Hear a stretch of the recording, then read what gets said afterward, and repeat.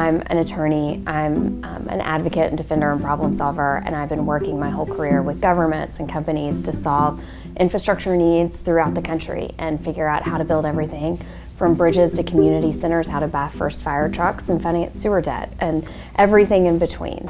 And you're a mom as well, right? I'm a mom. I have 3 young kids, 3, 8, and 11, and live with them, my husband, and our 2 dogs. So it's a lot. We have a busy house.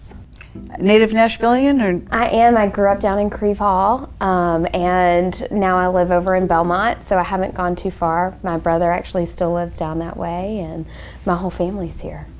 We're asking most of the candidates we interview, what is the job description of an at-large council person? Yeah, so at large you represent the whole county, right? And in our strong mayor system, people tend to think, well, that means there's nothing left for you to do because the mayor also represents the whole county. But there are things that only at-large members can do. Things like updating our zoning code when we talk about holistically how we zone and build in the city and how neighborhoods grow and change. Only really the at-larges can lead that whole comprehensive process. That is a thing that council has to do. At-larges also have a unique role in that they can be a cohesive member to bring districts together on issues. So as an at-large, I would want to be in every district and having a town hall at least once a year to hear community concerns and talk about problems we're all facing. Early on, you told the banner your top 3 priorities, and all of them revolved around restructuring Metro in some way to run more effectively. Yeah. What's the top change you'd like to see right off the bat? Yeah, I think right off the bat, we have to think, okay, our city has grown tremendously and how we govern hasn't. And so we have to get in there and say, okay, what is not serving us as Nashvilleians? How can our government serve us better? And that means everything from making sure we have enough people in the stormwater department to not only handle our stormwater needs, but process stormwater permitting, right? To making sure that our park system is staffed enough to handle what we need to comply with the 2017 plan to play, which people worked really hard to put together for us, right? They're nitty gritty and they're not glamorous, but that's the important work of responsive government. I've heard people that are building things are frustrated that inspectors are not out in time and you're waiting forever. That's right. And then when we talk about housing needs, whether it's low income, middle class, whatever your housing needs are in Nashville, it's taking so long to get needed housing built that it's driving up the cost. And when we talk about how to solve our housing issues, we've got to speed that process up. What do you think about the idea of the council shrinking? That's been a big controversy. Yeah, I mean, I think that very recently the entire county overwhelmingly voted to keep 40 council members. And it feels really anti-democratic to have somebody tell us our vote doesn't matter. So whatever the pros and cons people can come up with, ultimately the voters decided that issue, and we owe it to them to defend that decision. As an at-large council member, will you still be dealing with people one-to-one? Can they call you? Absolutely, absolutely. District council people typically have that constituent services role, but it is a part-time job. They can get sick, they can have a lot going on and need that backup. And at-large should always be a place where people can go when they need additional folks to help them with their issues. You also talked a little bit about the Metro Police Department in previous interview. Other than filling that 130 open positions, you said the police department needs an update. What does that mean? Yeah, I think the way we think about policing, we've done some pilots recently when it comes to mental health, right? Where mental health professionals actually respond to mental health calls, right?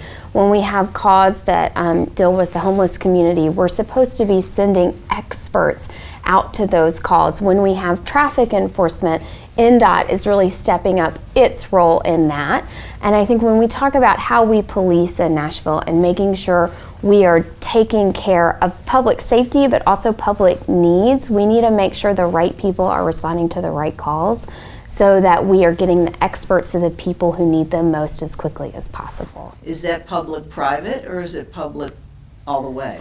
To me, it's public all the way. I think that when we talk about things like traffic and parking and that sort of thing, there could be a role in contracts we already have when it comes to handling some of that, but it should be public. It's public safety. It should be done by the government.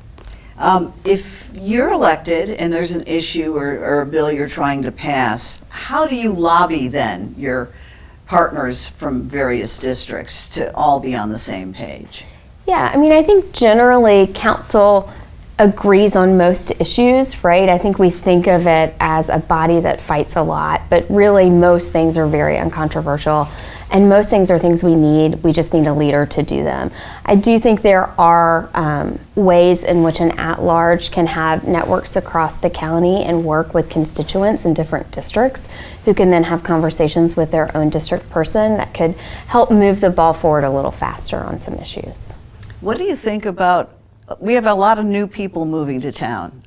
Are they joining in? Are they participating in the process? That's a great question. I think we don't really know, but it doesn't feel like they are, right? And when we talk about countywide governance, it's really, really important that we find ways to involve them, whether it is as an at-large going out and having meetings with different districts and inviting everybody, or finding ways to engage neighborhood associations to engage new neighbors, right? I know in my neighborhood association, we work really hard to touch base with everybody at least a few times a year and invite them to an annual party and try to get people involved.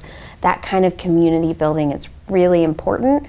With COVID, it was a challenge, but we have to get back to that. Transit. That's the one word that everyone rolls their eyes because we know it's a huge problem. Do you see any first steps that need to happen quickly? Yeah, I think we absolutely need a referendum as soon as it can be done in a way that can get it passed, right? It didn't happen last time. It didn't. On average, cities have to vote on dedicated transit funding 4 times before they pass it. So it's very, very normal. Part of that is it takes a long time to get community buy-in. Part of that is just the engineering work that has to go into dedicated funding to get it to pass. Laying that groundwork on earlier referendums helps with later ones, right? Because you can dedicate more to community building as opposed to the engineering. But it's very normal to have to vote on it several times, which is why it's really important we go ahead and get another plan out there and start talking about it. What do you think the keystone of that is? Better buses? Is it rail, light rail like we talked about last time? I think it's both, right? I think that, look, I live in a really unique place. I have access to 3 different bus lines. I will take the bus downtown for lunch. It's really hard for me to take the bus anywhere else in town because it's really hard to catch it and get there in any sort of reasonable amount of time. And people that have a choice to drive 15 minutes or ride the bus for an hour and a half are going to drive whenever that choice is available. We have to improve buses. We just can't get light rail everywhere, but there are corridors where light rail could be really, really useful, particularly when we talk about how we grow as a regional transit system. As a lifelong Nashvilleian, what change do you like? What change bothers you or worries you? What do I like? There's always been a lot to do in Nashville, right? There's even more, right?